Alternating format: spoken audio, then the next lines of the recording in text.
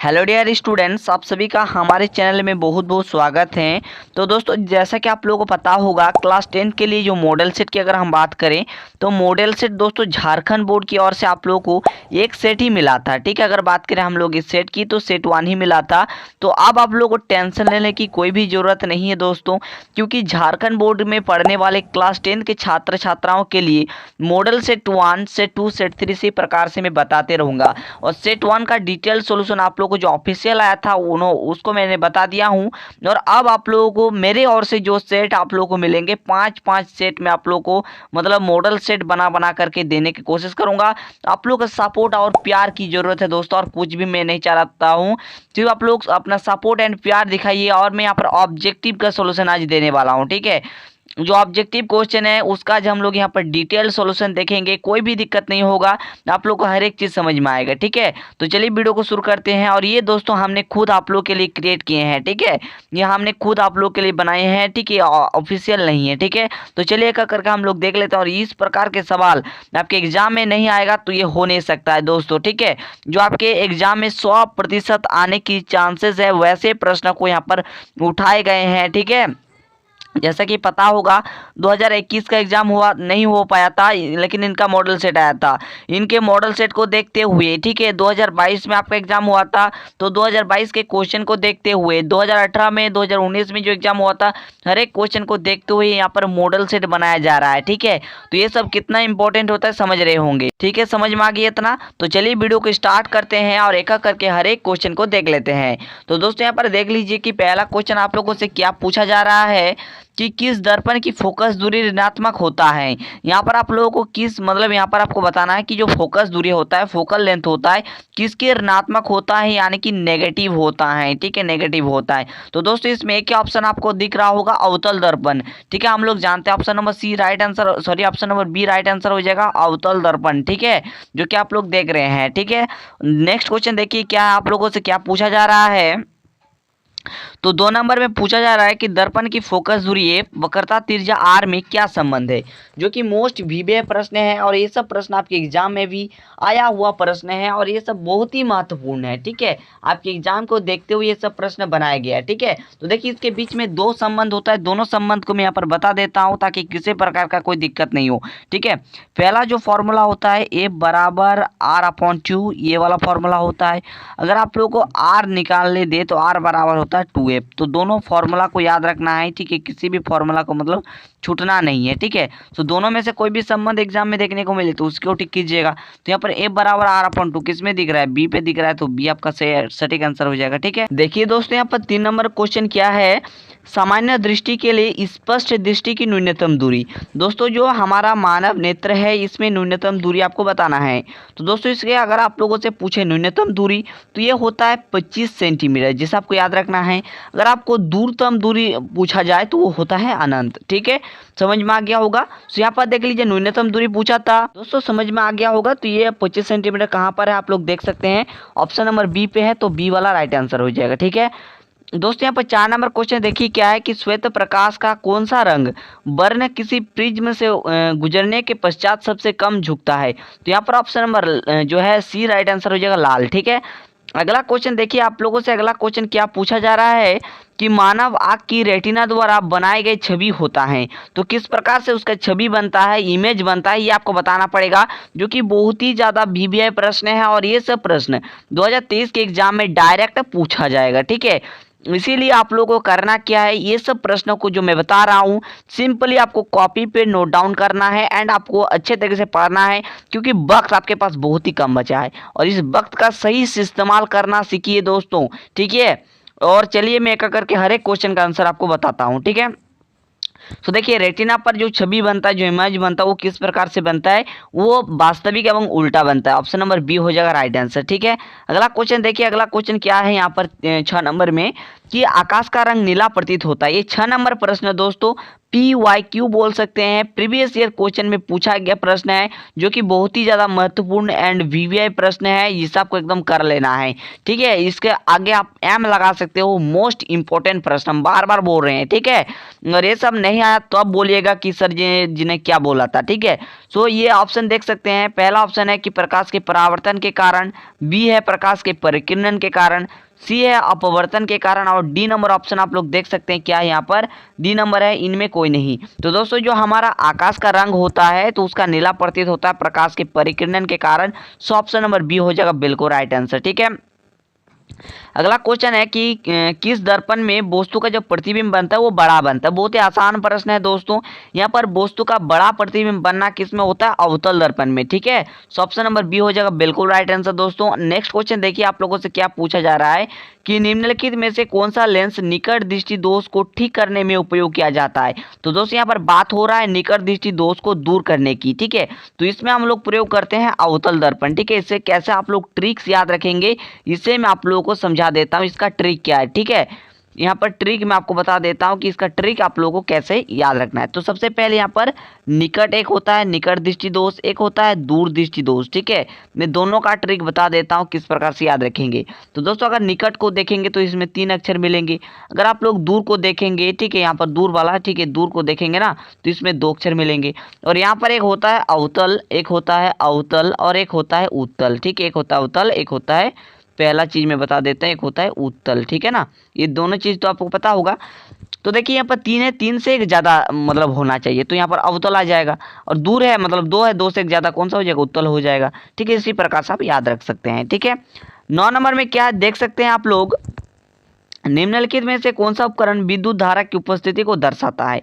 तो इसका जो राइट आंसर हो जाएगा क्या हो जाएगा, ऑप्शन नंबर 1 गैल्वेनोमीटर। ठीक है, ऑप्शन नंबर ए जो होगा बिल्कुल करेक्ट एंड परफेक्ट आंसर हो जाएगा। ठीक है, 10 नंबर में क्या आप लोग देख सकते हैं कि दाएं हाथ के अंगूठा का नियम, और यहाँ पर 2 नियम होता है जिसे आपको एकदम याद रख लेना है। तो ये इसका प्रतिपादन किन्होंने किया था आपको बताना, जो कि बहुत ही इंपॉर्टेंट है। तो आप लोगों को पता होगा ये मैक्सवेल ने किया था, ऑप्शन नंबर डी हो जाएगा बिल्कुल राइट आंसर। तो दोस्तों ऐसा यूनिट, देखिए ऐसा यूनिट एक बहुत ही महत्वपूर्ण टॉपिक बोल सकते हैं, और इससे क्वेश्चन हर बार पूछा जाता है। ऐसा कोई भी बार नहीं देखा गया कि झारखंड बोर्ड में यानी कि जैक बोर्ड में इस तरह का क्वेश्चन ना पूछा जाए। ठीक है, सो विभवांतर का ऐसा मात्रक क्या आप लोग को पता होगा, बोल्ट होता है। तो ऑप्शन नंबर ए जो होगा राइट आंसर हो जाएगा। देखिए यहाँ पर 12 नंबर क्या है, निम्नलिखित में से किस संयोजन द्वारा प्रतिरोध का मान बढ़ता है। देखिए यहाँ पर रेजिस्टेंस का मान दोस्तों बढ़ता है, आपको बताना पड़ेगा। तो इसका राइट आंसर हो जाएगा ऑप्शन नंबर ए। यहाँ पर श्रेणी क्रम में बिल्कुल राइट आंसर हो जाएगा, ये करेक्ट आंसर हो जाएगा ऑप्शन नंबर ए। ठीक है, अगला क्वेश्चन देखिए क्या आप लोगों से क्या पूछा जा रहा है। यहाँ पर 13 नंबर देख सकते हैं कि चुंबकीय बल रेखा की जो प्रकृति होता है वो किस प्रकार से होती है। तो चुंबकीय रेखा की जो प्रकृति होता है वो क्या होता है आपको बताना पड़ेगा। तो ये काल्पनिक होता है, यानी कि ऑप्शन नंबर ए जो होगा बिल्कुल राइट आंसर हो जाएगा। ठीक है, अगला क्वेश्चन जो कि बहुत ही महत्वपूर्ण है, आप लोगों के विद्युत चैप्टर से पूछा गया कि 1 किलोवाट किसके बराबर होता है, जो कि बहुत ही महत्वपूर्ण है, जिसे आपको याद रखना पड़ेगा। देखिए मैं यहाँ पर लिख देता हूँ 1 kWh से हम दर्शाते हैं, तो ये बराबर होता है, याद रखिएगा 3.6 गुना 10⁶ जूल, इसके बराबर होता है, जिससे आपको एकदम खोपड़े में घुसा लेना। ऑप्शन नंबर सी हो जाएगा राइट आंसर। ठीक है, देखिए यहाँ पर अगला क्वेश्चन क्या है कि नवीकरणीय ऊर्जा का स्रोत। देखिए नवीकरणीय ऊर्जा का जो स्रोत होता है वो क्या है आपको बताना पड़ेगा। तो सबसे पहले नवीकरणीय जो होता है वो क्या है। तो देखिए नवीकरणीय, मान लो यहाँ पर कोई वस्तु है जिसका आप लोग उपयोग कर लिए, ठीक है, इसका मान लो प्रयोग कर लिया आप, ठीक है, प्रयोग करने के बाद इसके उपरांत आप फिर से इसका प्रयोग कर सकते हो, तो उसे हम लोग बोलते हैं नवीकरणीय। ठीक है, तो यहाँ पर नवीकरणीय स्रोत का उदाहरण हो जाएगा, जो स्रोत है वो सौर ऊर्जा हो जाएगा, यानी सूर्य हो जाएगा राइट आंसर। ठीक है, 16 नंबर में क्या देख सकते हैं कि कौन सा लेंस अपसारी लेंस भी कहा जाता है, मतलब कौन सा जो लेंस है जिसे हम लोग अपसारी लेंस के नाम से जानते हैं। तो यहाँ पर राइट आंसर हो जाएगा अवतल लेंस। ठीक है, अवतल लेंस को हम लोग यहाँ पर अपसारी लेंस के नाम से जानते हैं।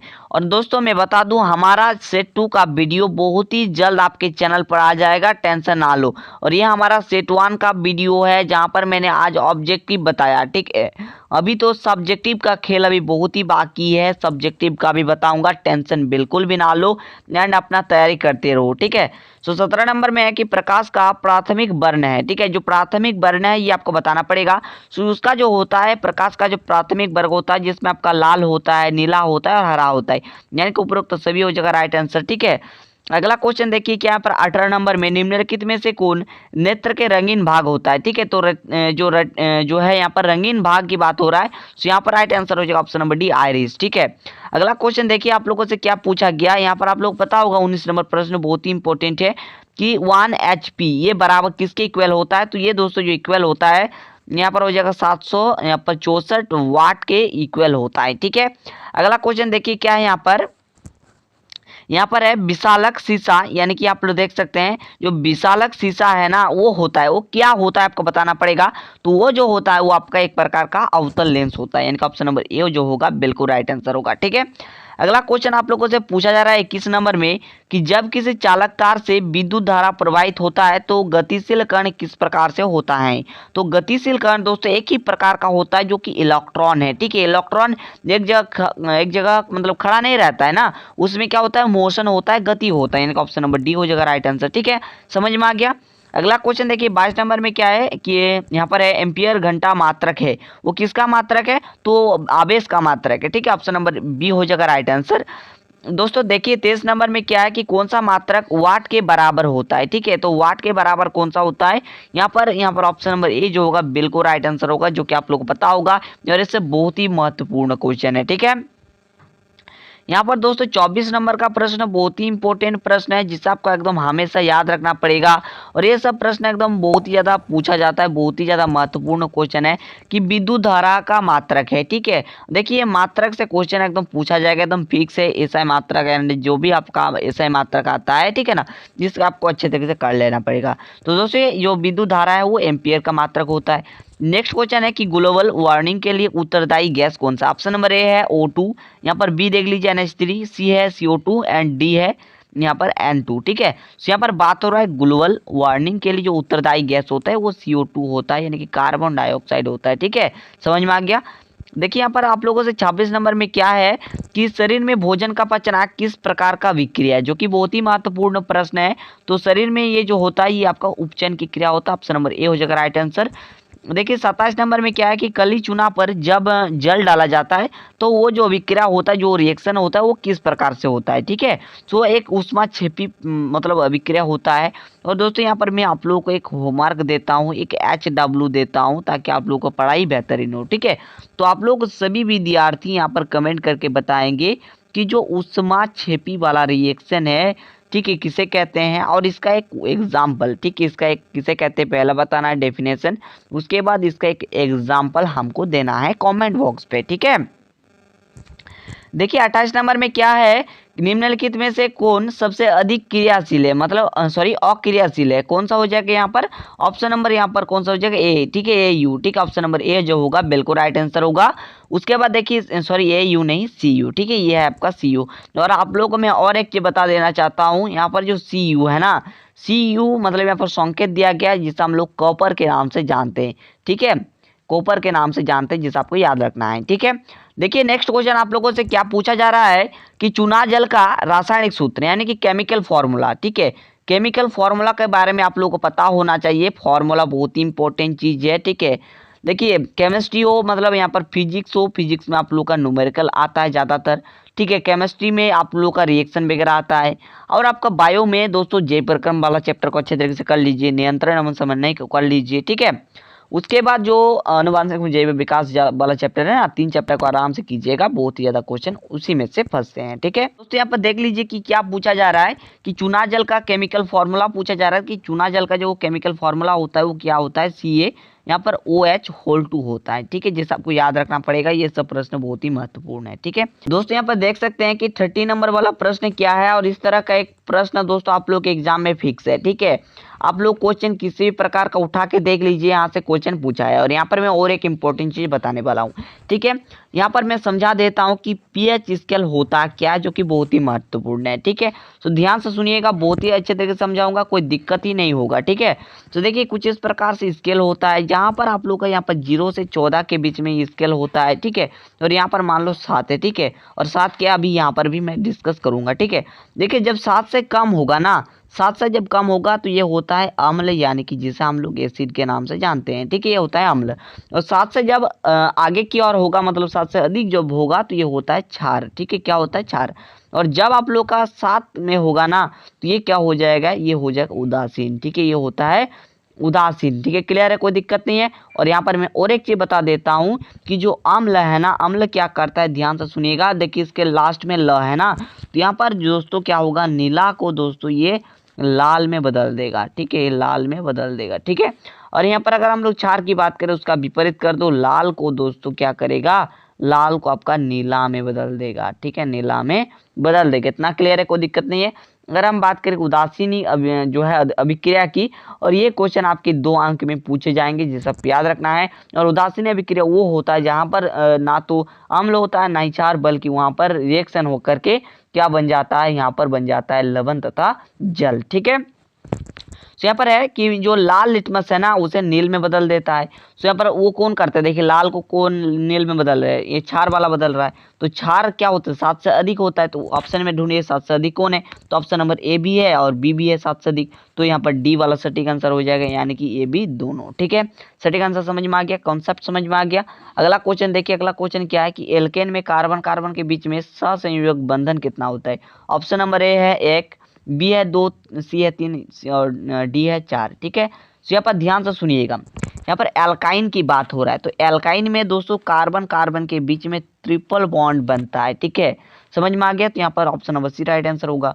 उसके बाद 32 में है ग्लूकोज का आणविक सूत्र, यानी कि यहाँ पर मॉलिक्यूल फॉर्मूला बोल लीजिए। ठीक है, तो यहाँ पर देख लीजिए ग्लूकोज का जो सूत्र होता है क्या होता है, C6, यहाँ पर होता है C6H12O6, इसका फॉर्मूला होता है। देख लीजिए कौन सा ऑप्शन में है, तो ऑप्शन नंबर ए पे है, तो एक को आप लोग टिक कर लीजिए। ठीक है, अगला क्वेश्चन देखिए क्या, यहाँ पर उच्च बसीय अम्लों के सोडियम लवण क्या कहलाते हैं, तो वो साबुन कहलाते हैं। ठीक है, और साबुन और अपमर्जक वाला सवाल आप लोग कर लीजिएगा, दोनों में अंतर देख लीजिएगा, पूछा जाता है एग्जाम में। ठीक है, अगला क्वेश्चन है कि बॉन्ड CHO अभिक्रियाशील मूलक, मतलब ये जो है मूलक है, किसका मूलक है।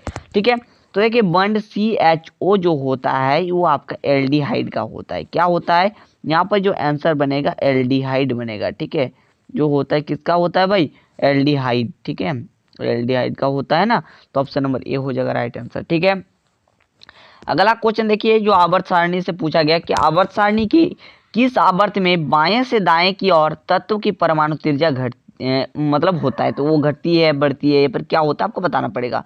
तो दोस्तों यहाँ पर देखिए ये जो आवर्त सारणी है, जो प्रेडिक्टेबल है, उसमें क्या है कि किसी तत्व जो बाएं से जब हम लोग दाएं की ओर जाते हैं तो उसमें तत्वों की जो परमाणु होता है वो घट जाता है। तो option number A right answer होगा।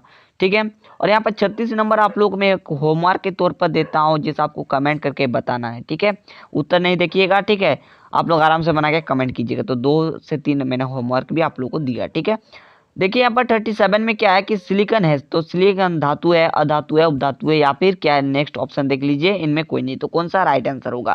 तो यहाँ पर बात हो रहा है दोस्तों सिलिकॉन की, यानी कि SI की। तो देखिए सिलिकॉन का जो मतलब होता है वो क्या होता है, वो आपका उपधातु होता है। ठीक है, उपधातु। ठीक है, और ये सब परिभाषाएं आपको याद रखना पड़ेगा, जैसा कि अगर धातु के एवं अधातु में अंतर आप लोगों से पूछा जा सकता है। यहाँ पर देख लीजिए मैं यहाँ पर 2 ठो क्वेश्चन बता देता हूँ। यहाँ पर 3 नंबर वाला भाई क्वेश्चन पूछा जाता है, 5 नंबर अंकीय में क्वेश्चन पूछा जाता है।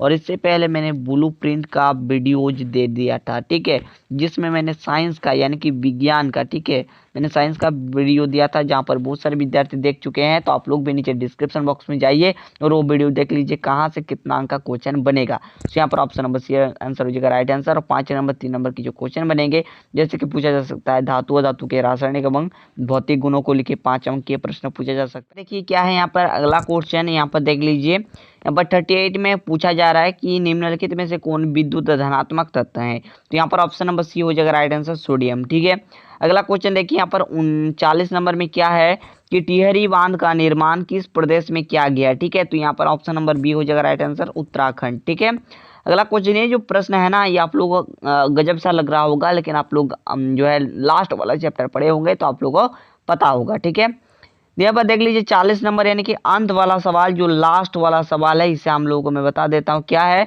कि निम्नलिखित में से किस धातु को केरोसिन के तेल में डुबा कर रखा जाता है। और ये 40 वाला सवाल आप लोगों को एकदम स्टार मतलब जो है आप लोग यहाँ पर मैं बना देता हूँ कि इसे आप लोग स्टार बना करके कॉपी पे नोट डाउन कीजिए, क्योंकि ये जो प्रश्न है ये कई बार एग्जाम में पूछा भी जा चुका है और हो सके 2023 के भी एग्जाम में ये आ जाए। ठीक है, सब्जेक्टिव में भी आ सकता है, ठीक है, आप लोग को ऑब्जेक्टिव में भी आ सकता है।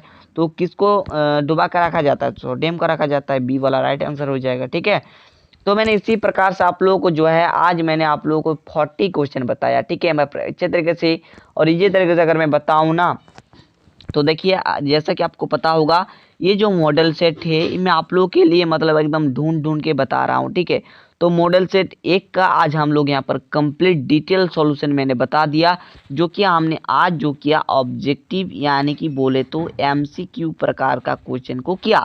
ठीक है, और आगे आने वाले वीडियो में सेट 1 की जो सब्जेक्टिव वाला प्रश्न जो क्वेश्चन है उसे भी मैं आपको आगे बताऊंगा। टेंशन नहीं लेने का, सबसे पहले मैं ऑब्जेक्टिव को कवर कर रहा हूं ताकि जल्दी जल्दी मैंने यहाँ पर जो भी क्वेश्चन है सेट 5 तक मैं बना के आपको देना चाहता हूं, तो ये मैं जल्दी दे दूंगा ऑब्जेक्टिव का। उसके बाद सब्जेक्टिव के मैं क्वेश्चन को मैं यहाँ पर शुरू करूंगा। ठीक है, कोई दिक्कत नहीं है, मैं आप लोगों को गजब तरीके से तैयारी कराऊंगा। सिर्फ चैनल को सब्सक्राइब कीजिए, शेयर कीजिए एंड मुझे मोटिवेट रखिए एंड कमेंट करिए। ठीक है, मैं आप लोग के लिए जिंदाबाद हूँ, था और रहूंगा। ठीक है, तो चलिए मिलते हैं अगले वीडियो पे, तब तक के लिए थैंक यू, जय हिंद।